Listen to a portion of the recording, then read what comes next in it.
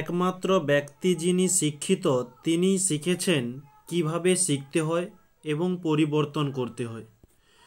Good morning dear student, আজকে আমরা class 10 যারা 2025 মাধ্যমিকের জন্য প্রস্তুতি নিচ্ছ তাদের জন্য এবিটিএ টেক্সট বইয়ের আজকে আমরা পেজ নম্বর 99 টু 101 99 থেকে 101 পর্যন্ত যেসব কোশ্চেনগুলো রয়েছে সেই কোশ্চেনগুলোর সলিউশন আজকে আমরা তুলে ধরব।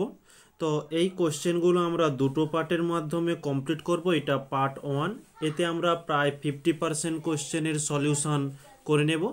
বাকি কোশ্চেনগুলো পার্ট 2তে আমরা আলোচনা করব। তো এই ক্লাসের ঠিক পরেই আমরা 1 থেকে 2 মিনিটের মধ্যেই পার্ট 2টি নিয়ে শুরু করব।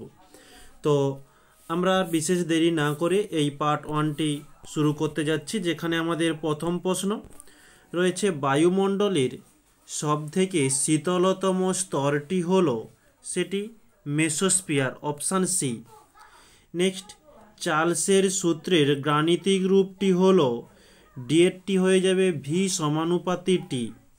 নেক্সট, কোনো গ্যাসের আণবিক ওজন বলছে 16 হলে গ্যাসটির বাষ্প ঘনত্ব কত? তো এখানে আণবিক ওজন এম সমান বলা হয়েছে 16, বাষ্প ঘনত্ব ডি সমান জিজ্ঞাসা চিহ্ন। তো আমরা যে সমীকরণটি জানি যে ডি সমান m/2, তো এখানে m এর মান 16 এবং 2কে 2 থাকলো, 2 দিয়ে কাটাকাটি করলে 2 আসতে 16, অর্থাৎ আমাদের অ্যান্সার হচ্ছে 8। তো এটি হয়ে যাবে আমাদের অ্যান্সার, অপশান সি। নেক্সট, একটি আয়নীয় যৌগ নয়, সেটি CH2Cl2। নেক্সট, প্রিজমে নিচের কোন বর্ণের আলোর চ্যুতি সর্বাপেক্ষা বেশি, সেটি বেগুনি। নেক্সট, মোটর গাড়ির হেডলাইটে ব্যবহৃত হয় উত্তল দর্পণ। নেক্সট, অ্যামমিটার পরিমাপ করে তড়িৎ প্রবাহ। পরবর্তী 0.1 ওহম। তো এই প্রশ্নটি আমরা নেক্সট পেজে তুলে ধরেছি, এখানে সলিউশনটি আমরা দেখে নেব। 0.2 ওহম এর দুটি রোধকে সমান্তরাল সমবায়ে যুক্ত করলে তুল্য রোধের মান কত?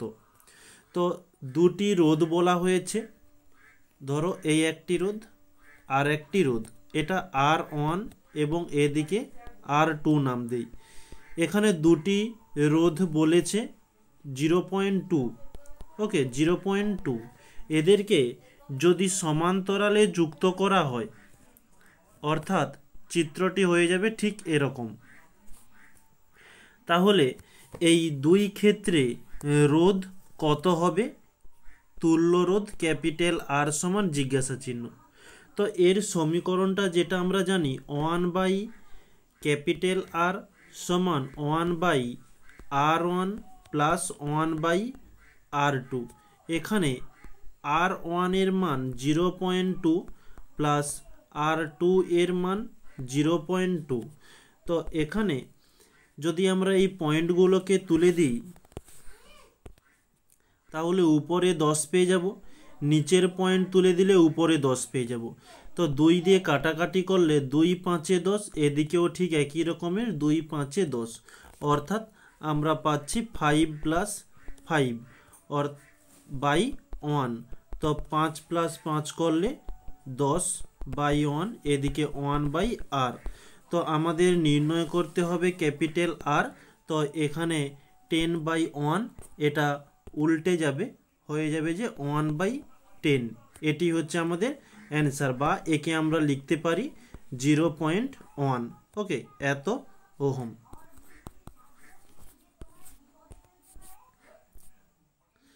তো আমাদের এখানে পয়েন্টে অপশানগুলো দেওয়া নেই, দেওয়া রয়েছে 1/10, তো অপশান ডি হয়ে যাবে আমাদের অ্যান্সার। নেক্সট, রোধাঙ্কের SI এককটি হলো ওহম মিটার। নেক্সট, কোনটি সন্ধিগত মৌল, সেটি Cu। কোনটির রোধ তাপমাত্রা বৃদ্ধির সাথে কমে, তো সেটি আমরা নেক্সট পরবর্তী পেজে দেখে নেব অপশানগুলো কি দেওয়া রয়েছে। তো অ্যান্সার হবে সিলিকন। নেক্সট, তড়িৎ বিশ্লেষের মধ্যে কারা তড়িৎ পরিবহন করে? আয়ন। বক্সাইট কোন ধাতুর আকরিক? অ্যালুমিনিয়াম। কাঁচা ফল পাকাতে নিচের কোনটি ব্যবহৃত হয়? ইথিলিন।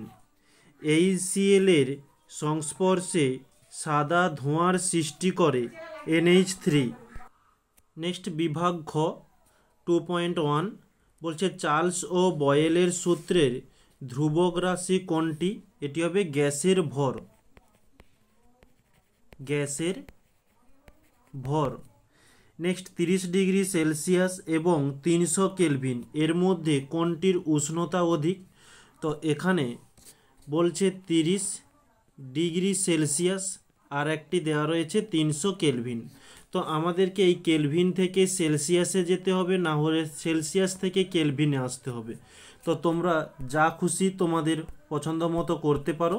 তো এখানে বলে দিই, ডিগ্রি সেলসিয়াস থেকে কেলভিনে যাওয়ার জন্য প্লাস 273 করতে হবে, কেলভিন থেকে পুনরায় সেলসিয়াসে আসার জন্য মাইনাস 273 করতে হবে।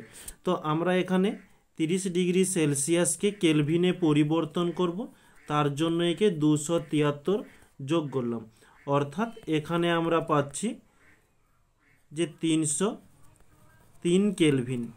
আর এদিকে যেমন 300 কেলভিন আছে সেটাই থাকলো, অর্থাৎ এদিকে 300 এদিকে 303, 30 ডিগ্রিটি সব থেকে বেশি হচ্ছে। তো 30 ডিগ্রি এখানে মার্ক করে নেব। নেক্সট দুষ্ট মৌল কাকে বলা হয়ে থাকে? হাইড্রোজেনকে বলা হয়, যাকে আমরা H2 দ্বারা চিনি। নেক্সট নিচের বিবৃতিটি সত্য বা মিথ্যা লেখো।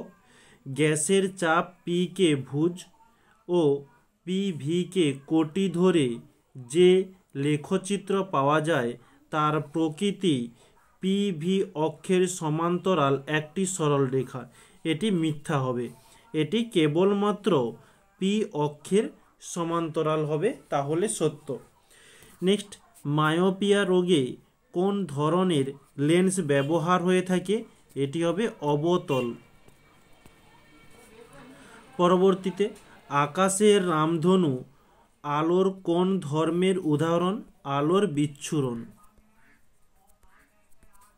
আলোর বিচ্ছুরণ।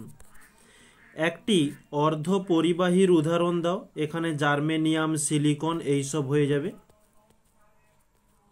Germanium, silicon. নেক্সট পরবর্তী কোশ্চেন, বাম স্তম্ভ ডান স্তম্ভ মিলিয়ে দেখে নিতে হবে। প্রথমে বলছে সমযোজী বন্ধনযুক্ত অণু, সেটা হবে H2।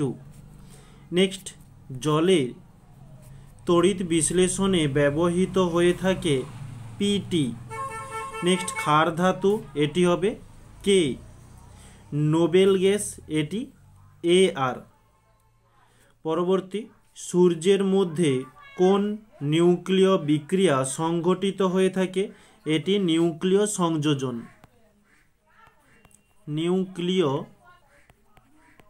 নিউক্লিয় সংযোজন। নেক্সট তেজস্ক্রিয়তার SI একক কি? এটি বেকারেল। পরবর্তীতে শূন্যস্থান পূরণ করো। চিনির জলীয় দ্রবণ তড়িতের ড্যাশ, এটি হবে কুপরিবাহী।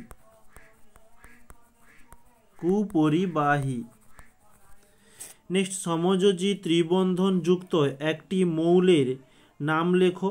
তো এটি হয়ে যাবে অ্যাসিটিলিন, C2H2, বা একে আমরা নাইট্রোজেন বলতে পারি। আরও অনেক কিছু মৌলের উদাহরণ রয়েছে। নেক্সট একটি সমযোজী যৌগের উদাহরণ দাও যা জলে দ্রাব্য। চিনি। নেক্সট অ্যানোড মাড কি? তো অ্যানোড মাড কি, এই কোশ্চেনের অ্যান্সারটি পরবর্তী স্লাইডে দেওয়া হয়েছে। এই যে অ্যানোড মাড, তো এখানে 1 নাম্বারের সাপেক্ষে অ্যান্সারটি বড় হয়ে গিয়েছে, তো অল্প করে ছোট্ট করে বলে দিচ্ছি, একটু দেখে নিও।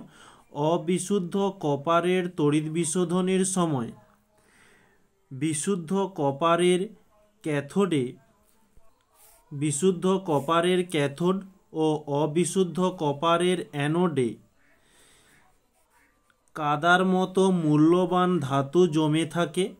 অ্যানোডে সঞ্চিত এই কাদার মতো পদার্থকেই অ্যানোড মাড বলা হয়ে থাকে। তো 1 নাম্বারের জন্য এটুকুই, 2 নাম্বারের জন্য পুরোটাই করতে পারো। নেক্সট পরবর্তী প্রশ্ন বলছে কায়োলাইট ড্যাশ ধাতুর আকরিক, এটি হয়ে যাবে অ্যালুমিনিয়াম। নেক্সট সত্য মিথ্যা বলছে বিশুদ্ধ জল তড়িতের সুপরিবাহী, এটা মিথ্যা। নেক্সট বলছে এলপিজি এর পুরো নাম, তো এই এলপিজি এর পুরো নামটা এখানে করে দিচ্ছি, liquefied petroleum gas, LIQUEFIED liquefied petroleum, PETROLEUM petroleum gas. তো যারা এই ইংলিশে লিখতে পারবে না তাদেরকে বলবো বাংলাতেই তোমরা লিখতে পারো। যাদের ইংরেজি সমস্যা আছে তো কোনো অসুবিধা নেই, তোমরা বাংলাতেও লিখে নম্বরটি পেতে পারো। পরবর্তী প্রশ্ন বলছে জার্মান সিলভারে কত শতাংশ সিলভার থাকে, এটা 0%। নেক্সট পরবর্তী স্লাইড বলছে কোন ধাতু কাঁসা ও পিতল উভয়েই থাকে, সেটি কপার, Cu। নেক্সট অ্যাসিটিক অ্যাসিডের IUPAC নাম কি, সেটি হবে ইথানোয়িক অ্যাসিড, ইথানোয়িক অ্যাসিড। পরবর্তী ইথেন অণুতে HCC বন্ধন কোণের মান কত, 109 ডিগ্রি 28 মিনিট। লাইকার অ্যামোনিয়া কি, তো এটি তো নিচে লিখে দিচ্ছি, লাইকার অ্যামোনিয়া 0.88 আপেক্ষিক গুরুত্ব বিশিষ্ট, আপেক্ষিক গুরুত্ব বিশিষ্ট অ্যামোনিয়ার, 1 মিনিট, অ্যামোনিয়ার গাঢ় জলীয় দ্রবণকে লাইকার অ্যামোনিয়া বলে, লাইকার অ্যামোনিয়া বলে। নেক্সট পরবর্তীতে একটি নাইট্রোজেন ঘটিত জৈব সারের নাম লেখো, এটি হবে ইউরিয়া, ইউরিয়া। নেক্সট বাতাসে কোন গ্যাসটির উপস্থিতির জন্য চকচকে রূপোর গহনা কালো হয়ে যায়, সেটি H2S হাইড্রোজেন সালফাইডের জন্য। নেক্সট পরবর্তী কোশ্চেন, এখন আমরা বিভাগ গ নিয়ে শুরু করব, যেখানে আমাদের প্রথম প্রশ্ন বলছে ধাতব পরিবাহী ও তড়িৎ বিশ্লেষ্য পদার্থের মধ্যে দুটি পার্থক্য লেখো। এখানে 3টি পার্থক্য তুলে ধরা হয়েছে, দেখে নিও। নেক্সট পরবর্তী কোশ্চেন বলছে স্কেলের সূত্র বিবৃতি করো।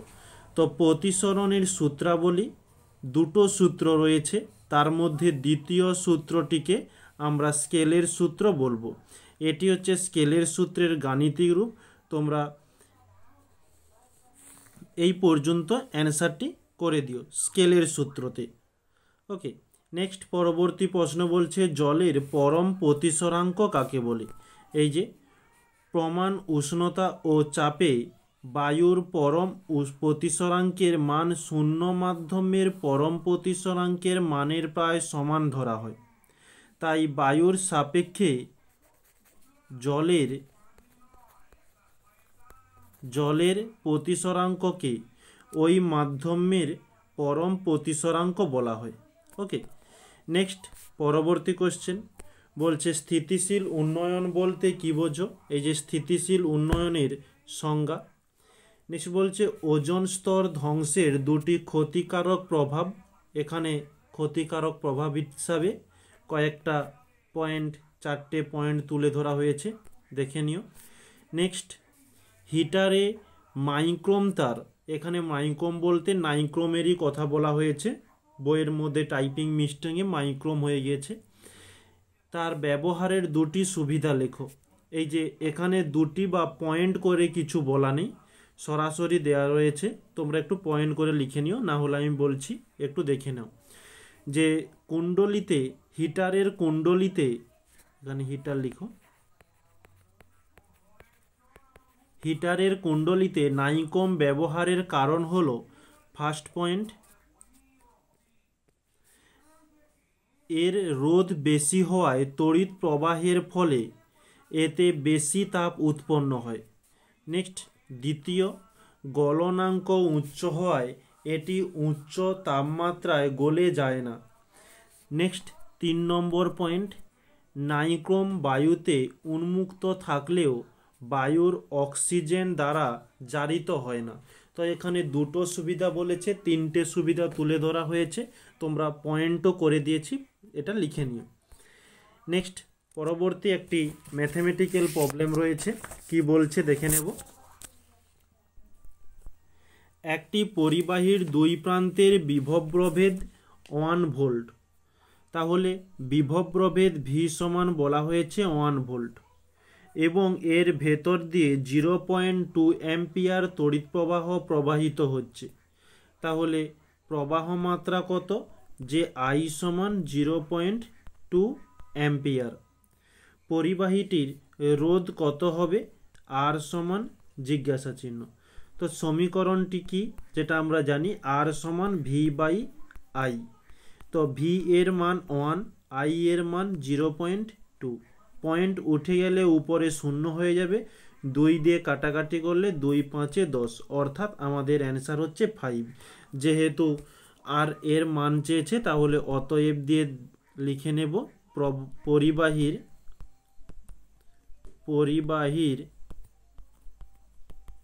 রোধ 5 ওহম। এটি হচ্ছে আমাদের অ্যান্সার। তো আজকে আমাদের এই পার্ট 1-এর মধ্যে এ পর্যন্তই রেখেছিলাম, বাকি কোশ্চেনগুলো আমরা পার্ট 2-তে আলোচনা করব। তো তোমরা সবাই এই ক্লাসটি ছেড়ে কিছুক্ষণ পর, 1 থেকে 2 মিনিট পর পার্ট 2-তে এসে জয়েন্ট হও। তোমরা এই ক্লাসের নিচে ডেসক্রিপশান বক্সে একেবারে উপরে পার্ট 2 এর লিঙ্কটি পেয়ে যাবে, ওখানে ক্লিক করে তোমরা পার্ট 2-তে জয়েন্ট হতে পারো। ওকে।